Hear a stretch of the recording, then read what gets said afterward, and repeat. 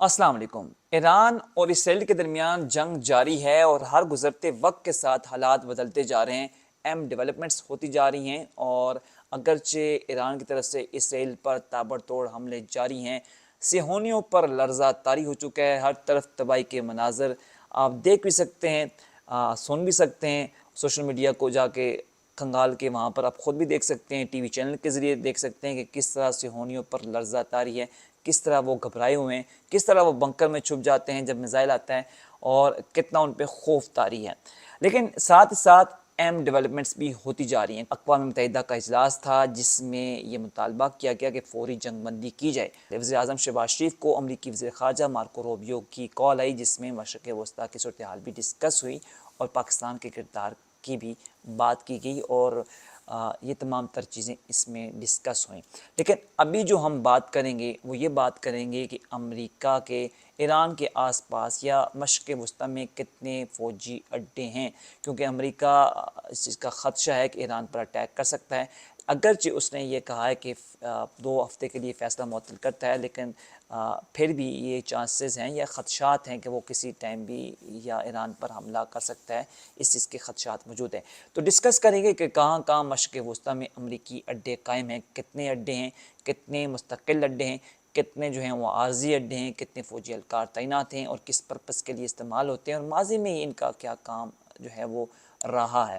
تو تقریباً 19 سے زائد جو ہیں وہ فوجی اڈے جو ہیں وہ مشرق وسطیٰ میں امریکہ کے موجود ہیں، اور اس میں 8 جو ہیں وہ پرماننٹ اڈے جو ہیں وہ موجود ہیں، اور دہائیوں سے جو ہیں وہ امریکہ نے مشرق وسطیٰ میں اپنے فوجی اڈے جو ہیں وہ قائم کیے ہوئے ہیں، اور تقریباً 40 سے 50 ہزار فوجی جو ہیں وہ ان اڈوں میں تعینات ہیں۔ تو سب سے پہلے بات کرتے ہیں کہ کہاں کہاں امریکہ کے اڈے جو ہیں وہ موجود ہیں۔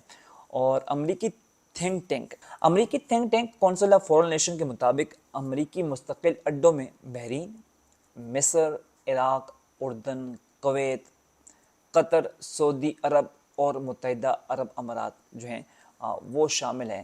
باقی جو اڈے ہیں وقتی نوعیت کے ہیں یا اسٹریٹجک جو ہیں مقاصد کے لیے استعمال ہوتے ہیں۔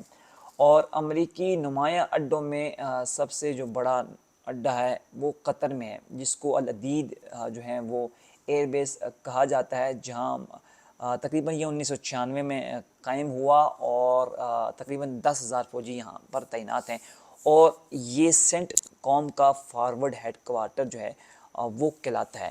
اور ماضی میں جو افغانستان، عراق اور شام پر اٹیک ہوئے یا اس پر جو کارروائیاں ہوئیں یہ اس کا مرکز بنا رہا، تو یہ جو امریکہ کارروائیاں کرتا رہا ان 3 ممالک میں وہ یہاں سے ہوتی رہیں یا یہ استعمال ہوتا رہا۔ دوسری اہم نیول جو سپورٹ ایکٹیویٹی ہے وہ بحرین میں قائم ہے۔ امریکی بحریہ کا یہ اڈا جو سابقہ برطانوی اڈے HMS جیفیئر کی جگہ قائم ہے، اس کو U S navy 5th flat کا گھر کہا جاتا ہے، اور تقریباً 9,000 اہلکار یہاں پر تعینات ہیں۔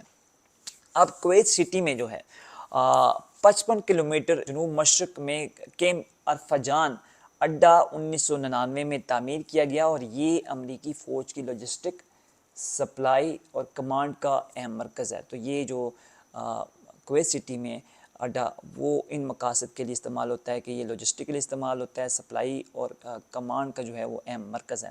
اس کے علاوہ متحدہ عرب امارات میں الزفرہ ایئر بیس میں ایک اسٹریٹجک فضائی اڈا ہے جو خفیہ معلومات، ریپٹر اسٹیلتھ فائٹر سمیت جدید طیاروں اور ڈرونز کی پروازوں کے F-22 جمع کرنے کے لیے استعمال ہوتا ہے۔ پھر آتے ہیں اس کے جو باقی اڈے کہاں پہ ہیں۔ اس کے علاوہ شمالی عراق اور شام میں امریکی فضائی کارروائیوں کے لیے استعمال ہونے والا جو ہے اڈا اربیل ایئر بیس ہے، جہاں امریکی فوجی کرد اور عراقی فورسز کی ان کی تربیت کرتے ہیں اور ساتھ مشاورت کرتے ہیں۔ امریکہ نے پہلی بار 1958 میں لبنان بحران کے دوران فوجی دستے بیروت بھیجے تھے، جب وہاں 15,000 امریکی میرین اور آرمی اہلکار تعینات کیے گئے۔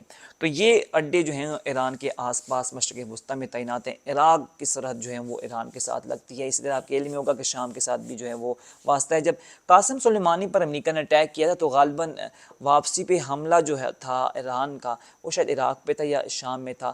یہ چیزیں جو ہیں وہ ماضی کا حصہ ہیں، لیکن بہرحال یہاں پر امریکی اڈے موجود ہیں جو کہ مشرق وسطیٰ میں موجود ہیں اور ایران کے لیے خطرات کا باعث بن سکتے ہیں۔ اور اگر امریکہ نے ایران پر جو ہے وہ اٹیک کیا تو ایران بدلے میں ان اڈوں کو ٹارگٹ کر سکتا ہے، یا ان جو ممالک ہیں ان پر بھی اٹیک ہو سکتا ہے، کیونکہ یہ ان مختلف ممالک کے اندر قائم ہے، کیونکہ دفاع کا حق بہرحال ایران کے پاس موجود ہے۔